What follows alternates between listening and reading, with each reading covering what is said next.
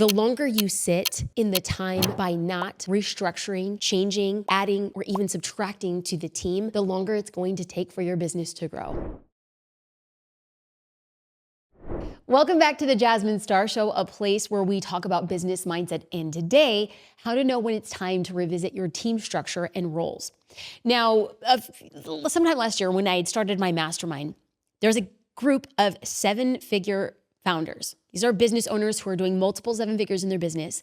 And there was a pattern that came up. And I see this often hit business owners around that $1.5, $2 million frame. And it's the ability to grow and scale because of the current team in place.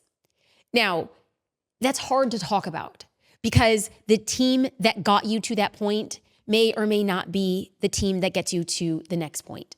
And inside, as a CEO, as a founder, you feel guilt.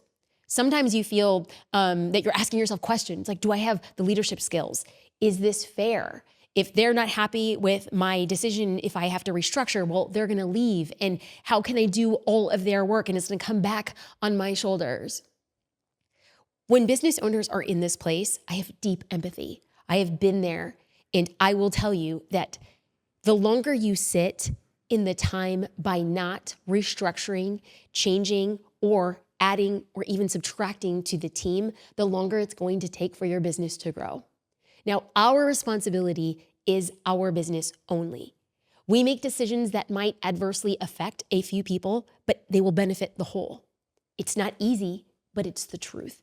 And it's not easy, and I've had to do it. And that's why exactly this short episode is going to give you 3 indicators for revisiting your team composition and framework to help you make the adjustments as needed. And make sure that you stay until the end so you can complete the 1 action step that I have for you. Now, starting with the first big reason why you might need to make internal adjustments, and that's market changes. As the market evolves, so do the demands on your business. And when this happens, it's important to take a good cold hard look at your team. Do you have the right people in the right roles to meet those new market demands? Are there areas that need more focus or new skills that weren't necessary before? When the market changes, your team must be agile and ready to adapt. For example, if an area of business that was bringing you in money is no longer profitable, or maybe it's just starting to kind of fall stagnant, it might be time to reallocate resources so that team members are focused on bringing in and maintaining revenue.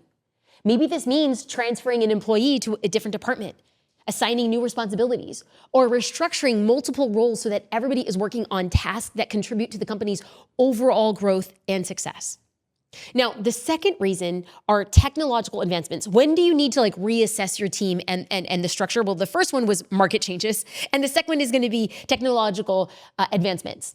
Now, I want to be very real. Technology is moving so fast, and it's not a bad thing, not at all. I love technology. I love how quick things are changing. Automation and AI are changing the way we work, and they're making our teams a lot more efficient, and this is a good thing. Tech is streamlining processes and freeing up time for more strategic tasks and improving accuracy in a way we had no idea was possible before. I will say this though, when technology evolves, so do customer expectations. So you have to ask yourself, does my team have the skills to leverage these tools? Am I using the best systems available? Or am I sticking with outdated methods because it feels safer? This is what we've always done. We must stay proactive about tech. Not just to adopting it, but making sure our teams have the ability and resources to fully integrate it in what it means to their work. And if I'm being very real right now, it's not just about the tools themselves. It's about the mindset. Your team has to be open to learning and evolving. If not, you might find yourself with a technology gap that holds your business back instead of propelling your business forward. Now, the third reason you might want to shift things around on your team is that you're experiencing internal challenges or inefficiencies. So a little bit of a backstory here. The podcast costs over $100,000 a year to produce. I'm not going to get into specifics, but it's definitely over $100,000. It's tens of thousands of dollars each month. And it is, without a shadow of a doubt, a cost center in our business. In October of 2024, JD, he's my husband and my business partner, and Jade, our COO, they sat me down to explain that I could not keep on adding and building to the podcast because it continued to push our costs up. until I found a way either to, number one, lower the cost of the podcast, or to monetize the podcast, I needed to change my approach. I decided to do a cost analysis to see where I could cut back on cost and take on more responsibility for the podcast myself. Now, allow me to explain just one cost cut I made, but still found it a way to make it a win for the team. So what we decided to do was I had a content director that was focused on my podcast, The Jasmine Star Show, and being a creative component for Social Curator. What we decided to do, as we talk about team structure and change, is I made a re-offer to that employee. I had to tell that employee, you were hired in to come in and be a creative director for the podcast and Social Curator, but the re-offer is full-time employment on the Social Curator side so that you can employ all of your skills to Social Curator. And she had to say, yes, I am good with that change. Me, speaking of just Jasmine Star, who is now creating, directing everything for the podcast, I had to accept more responsibility. And that's for the time being. But if I had to go back and make a team structural change, I needed to re-offer the employees that were contributing to the podcast, moving them to a different side of the business, have them accept the re-offer, and then have me tell myself, okay, Jasmine, this is going to require a lot more from you to make this podcast bring it to life. And that brings me to the third reason for shifting things around in your team, and that's internal changes or inefficiencies. I explained my recent experience, but it could also be several other different things. A department that once ran smoothly, well, maybe now it's being bogged down by bottlenecks and delays. Perhaps team members are overworked by these time-sucking tasks, or they're underperforming, or they're simply out of alignment with the business goals. When you notice these kinds of inefficiencies, it's a good sign that your current team structure might need a fresh look. Are people in roles that truly play to their strengths? Is there a better way to optimize tasks and responsibilities? Sometimes, just like in my situation, it's a simple shift in roles or even adding a new position, but we only add new positions when they're absolutely needed. Maybe that when you do this, it can help unlock a higher level of performance and put the business right back on track. So what do you do when it comes time to make changes, right? It's not always simple, but I'm gonna give you a 3-step framework. Step number 1, assess the situation. Take a close look at what no longer is working. Identify specific pain points, whether it's a lack of skills, outdated processes, or team members who are overextended.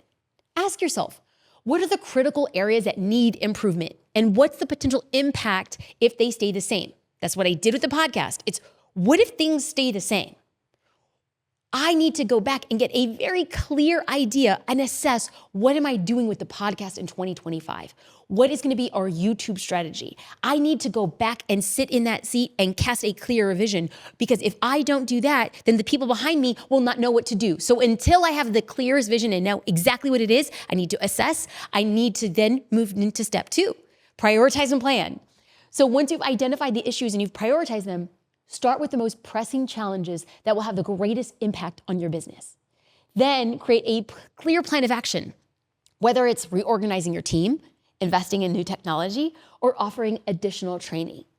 Step number 3, communicate and execute. This is what I just explained to our team member. I had to make a re-offer. I just didn't say, okay, so what we're gonna do is we're gonna put you over here. No. I actually had to make her a new job offer. Her job, the roles and responsibilities were changing. She was gonna be doing more in different parts of the business. I made a re-offer, she accepted, so I had to communicate and execute.